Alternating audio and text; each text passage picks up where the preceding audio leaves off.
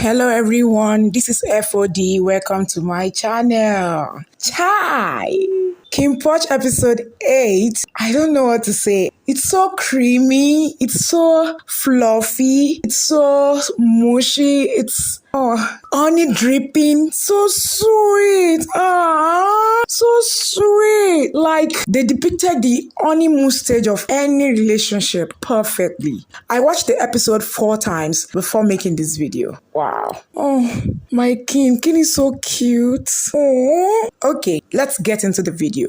Remember in my previous video, I told you that there are so many things that they left behind that I really do not understand the reason why they skipped them. But having seen episode 8 of the series now, I can see that there are so many elements that I thought they had jumped that they now embedded in this episode. And I'm going to be picking those elements out and I will speak about them according to what happened in the novel, one after the other. But before I go into that, as sweet as Kinnporsche episode 8 is, there are 3 scenes that I find awkward. I find the directorial interpretation of those scenes quite awkward. The first scene is the scene where Porsche crawled from the dining table to the bed to feed him with bread. The crawling part is what I find very, very awkward. I feel that it is out of character for Porsche to do that. First, Porsche does not have the body to make that look cute. Porsche didn't have the body to pull that off. Porsche's body is cute. He does not have the body language to make that look sexy. So I don't like it for that reason, and also for the fact that Porsche is newly gay. For someone that is newly gay, he is still an alpha male. I don't see Porsche like the normal,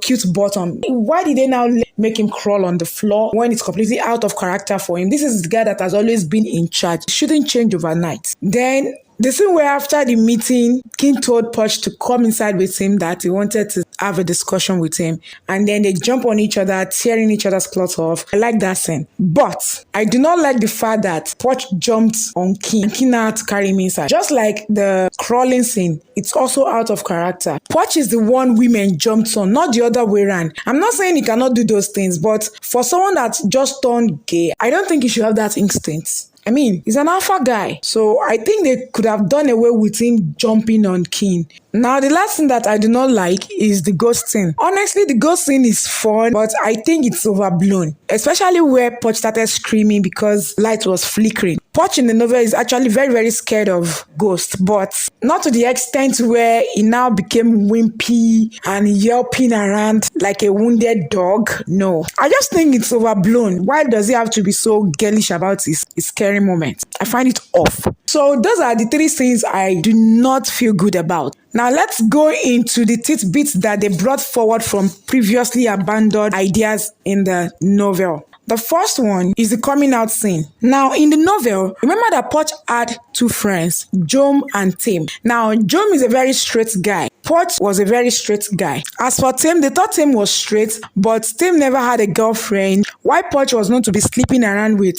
several women and Jom always flirting with girls. So now, when Porsche came across Kim, several situations occurred where Porsche is left with no other choice than to go to Tim's house to spend the night to stay away from Kim. And it is through those occurrences that we got to know that Tim is probably into men. Porsche suspected that Tim was seeing someone, tried to get the truth from Tim, but Tim always find a way to ignore their questions and not tell them who he was dating. But somehow, while Porsche was being afraid that his friends will know that he is now gay, he was able to read Tim's body language and he was able to deduct that Tim was also seeing a guy. Now, the day the boys discovered that Porsche was gay and he was dating King, Porsche told them that he was a top. And Porsche was so embarrassed about being a bottom. He was so embarrassed about having to submit to King. He was not confident about telling his friends, so he lied to them. And as for his friends, they didn't have any problem with Porsche dating a guy. But they sounded like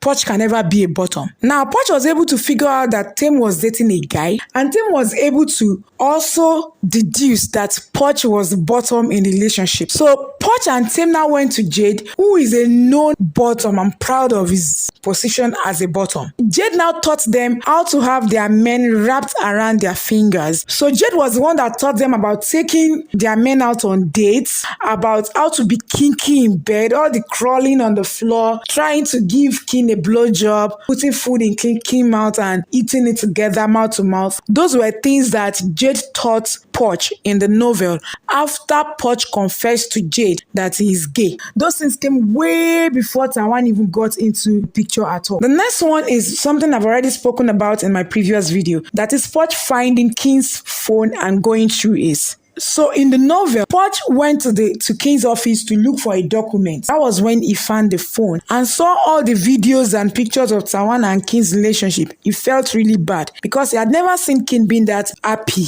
And Kim did not make any explanation. Poch also did not ask questions. And actually, that was the beginning of their problem in the relationship because after that day, Kim started avoiding Poch. And he avoided Poch for like 2 weeks or so before Poch lost it and left the house in anger. But the way they have maneuvered it now, I like it. I like how Poch came forward and, confronted Kim. Then Poch being afraid of ghosts.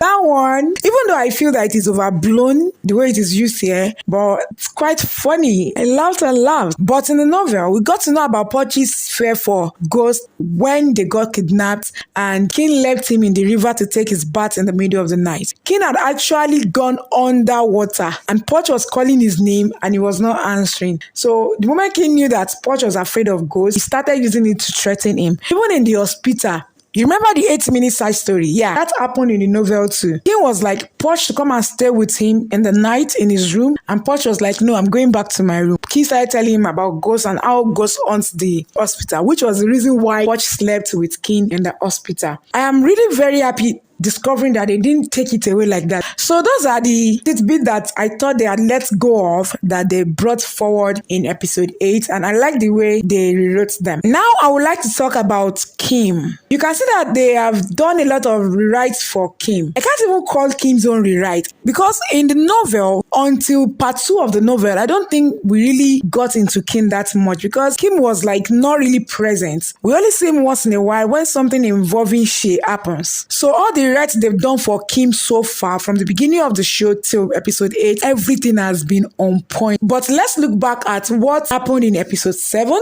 and what happened in episode 8. Episode 7, Kim went to Shay's house to go and snoop around because he wanted to know more about Poch. Then he discovered that Shay is crushing over him. Then asked Shay to write him a love song. Now, episode 8, Kim looks scared. Don't you think he looks scared? For me right now, I think Kim has fallen in love with Shay. He's realizing that something is wrong with himself and he's trying to pull back. Don't you think? Now, the last thing I would like to talk about is Kim bringing forward Poch's parents' pictures. I really did not want to go into that, but now that they've brought it out in episode 8, I really don't know how I feel about it. But I'm not going to jump the gun and say they are bringing things forward too fast. I'm just going to wait till next episode to know what they want to do with that storyline. Meanwhile, remember that Poch's parents were supposed to die in an accident, but they didn't. And that is what I'm going to be talking about in my next video, which is going to be Kinnporsche episode 9 preview, according to what happened in the novel. So visit my YouTube channel for that